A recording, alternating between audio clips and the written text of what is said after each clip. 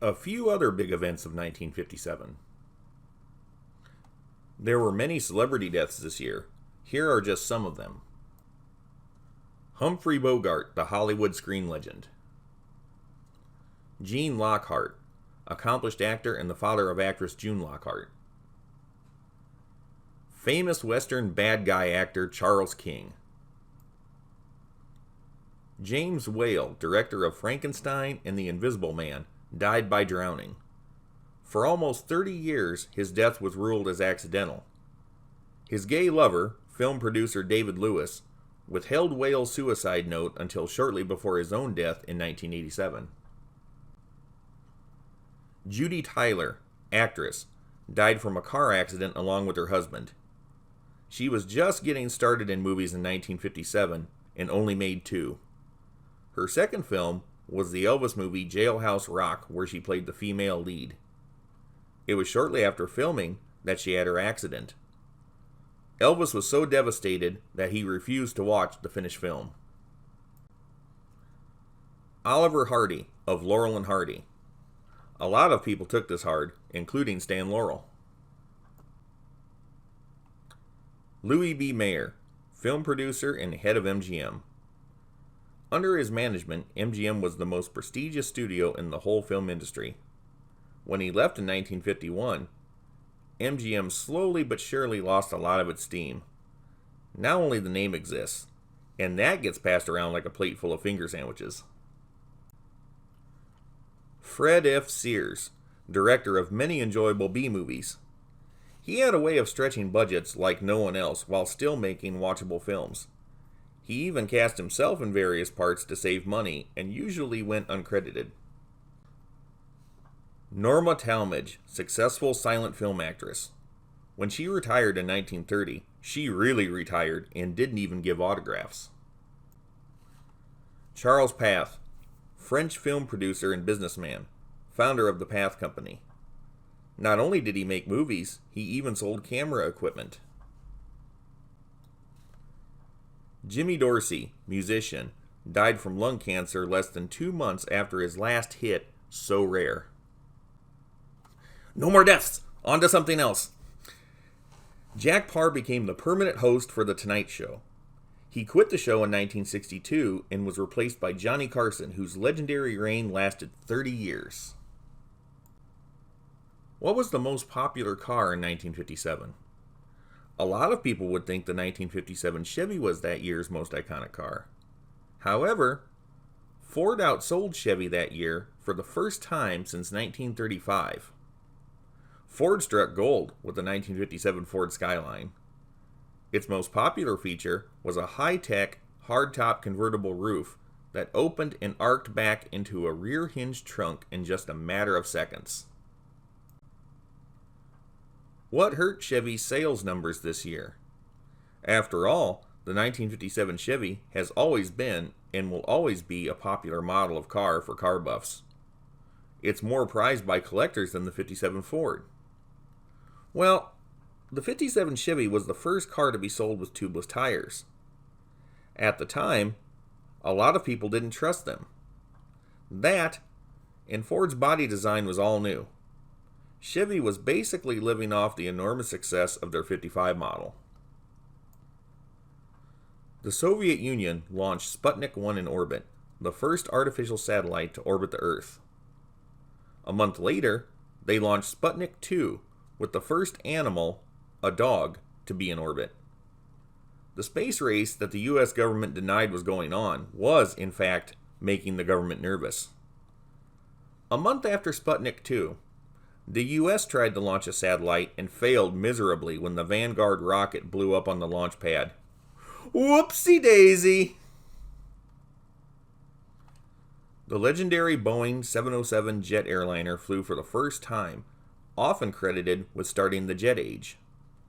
These were made until 1979 and, as of 2023, are still used to a limited degree in military and charter service. Very late in the year, rock singer Jerry Lee Lewis secretly wed his second cousin, Myra Gale Brown. She was also 13 to his 22. When this came out in the middle of the next year, It was quite a scandal and hurt Jerry Lee's career.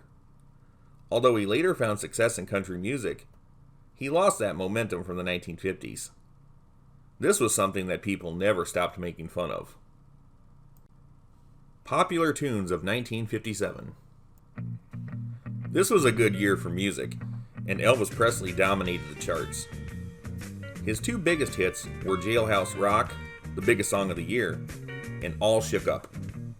He also had great hits with Too Much, Teddy Bear, Loving You, and Treat Me Nice.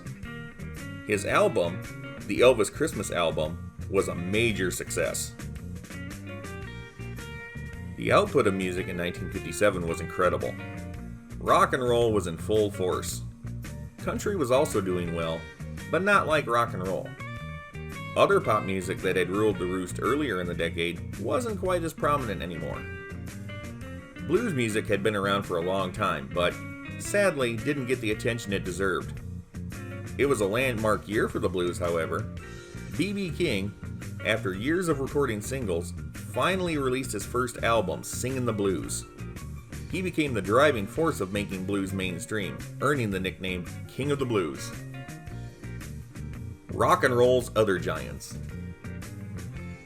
Little Richard came out with Lucille, Jenny Jenny, and Keep a Knockin'. He also had his first album, Here is Little Richard.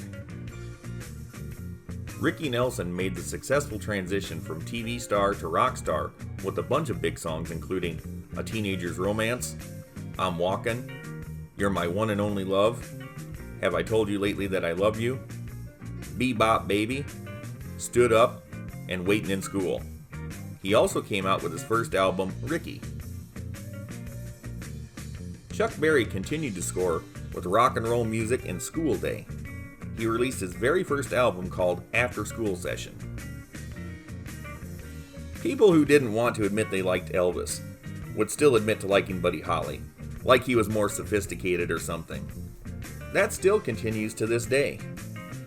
Buddy had a big year. He came out with his first album with the Crickets called The Chirping Crickets. He also had big songs with That'll Be the Day, Peggy Sue, Every Day, Oh Boy, and Not Fade Away. Just about everybody liked Fats Domino. He released a lot of music in 1957 and had two big hits with I'm Walkin', soon to be covered by Ricky Nelson, and Valley of Tears. The McGuire sisters released 8 singles this year, but the only one that was at all successful was the number 1 hit Sugar Time. It referenced Jimmie Rogers' song Honeycomb from earlier in the year. Jerry Lee Lewis had 2 big monster hits this year, Great Balls of Fire and Whole Lotta Shakin' Going On.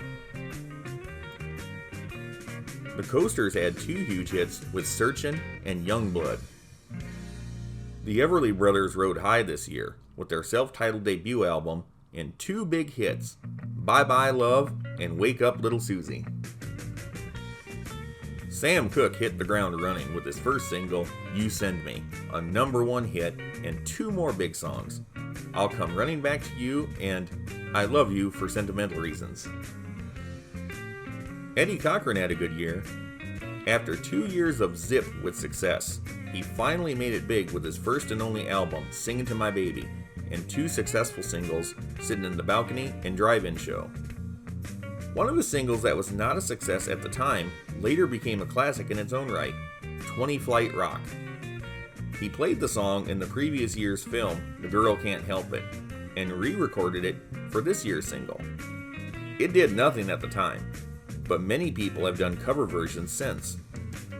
Eddie Cochran's success would really peak by the next year and establish him as a rock legend. 1957 was an odd sort of year for the Platters.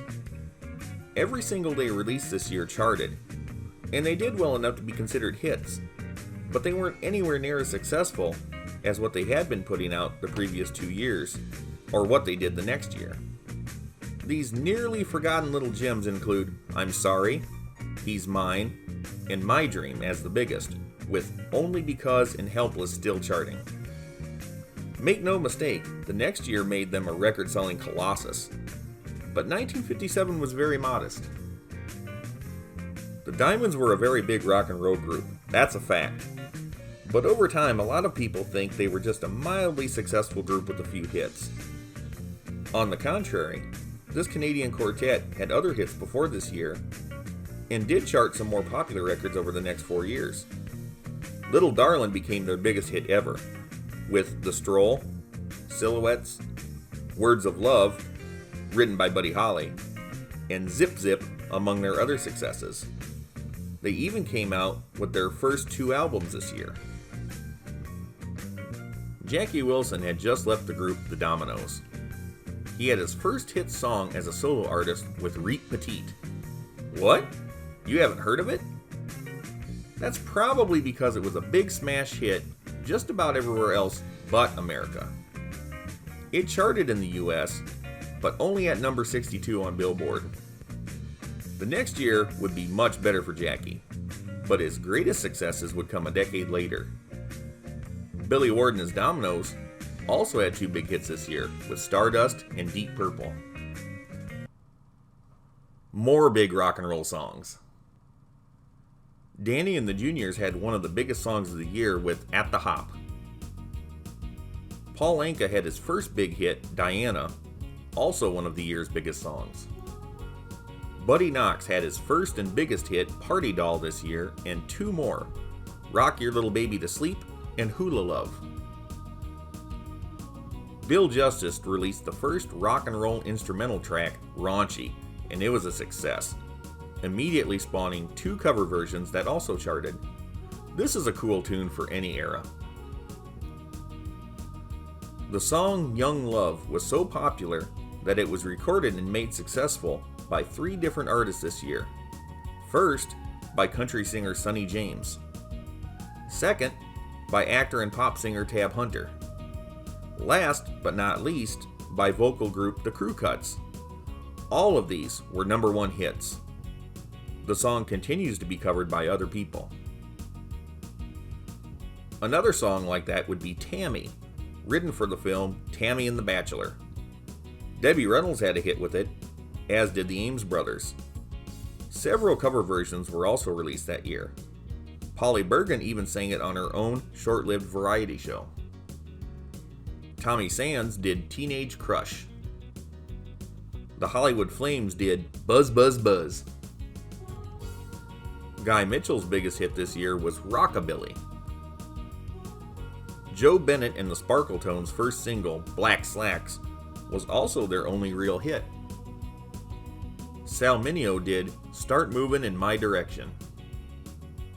The Dell Vikings released an incredible 9 singles this year, with only 3 of them being hits.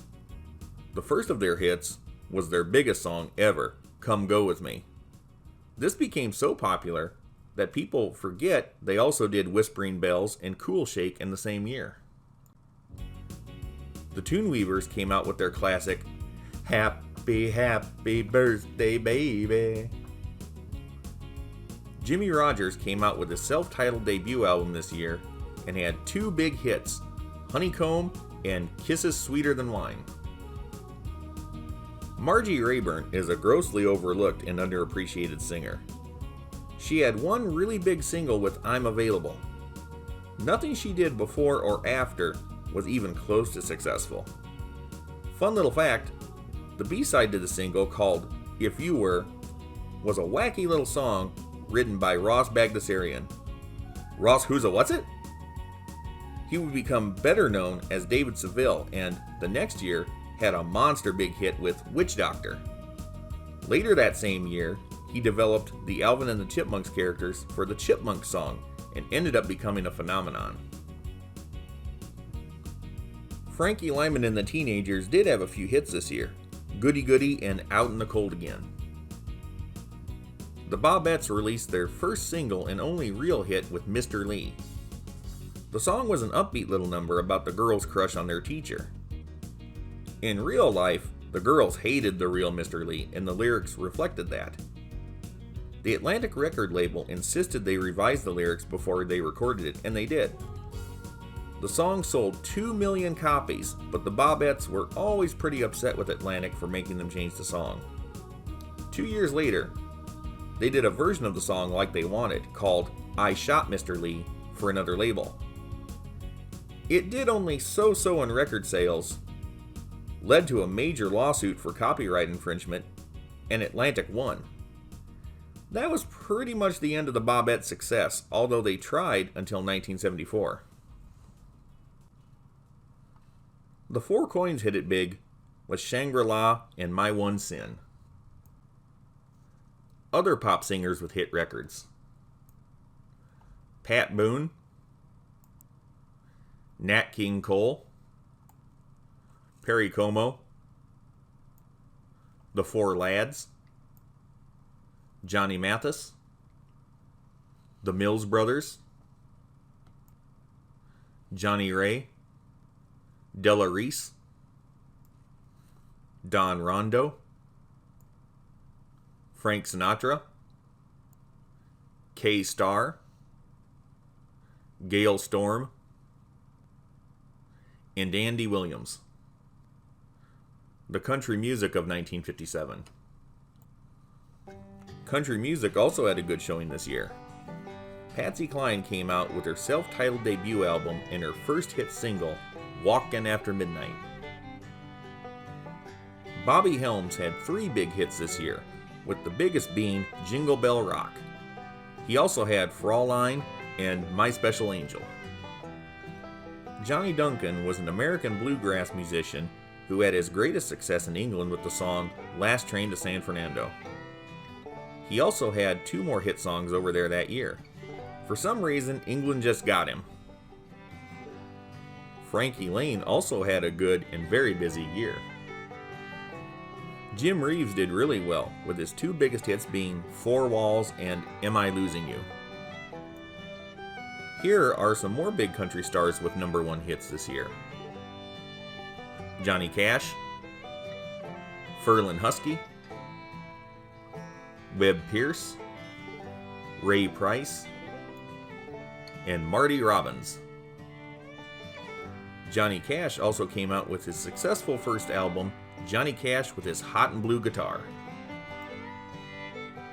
The people mentioned in this section aren't the only ones who had successful country records by a long shot, but they were certainly key country artists in 1957. Also, a number of rock records also charted as country records due to the fact that there was so much country influence in early rock and roll. Elvis, Sonny James, the Everlys, and Bobby Helms were all considered crossover artists.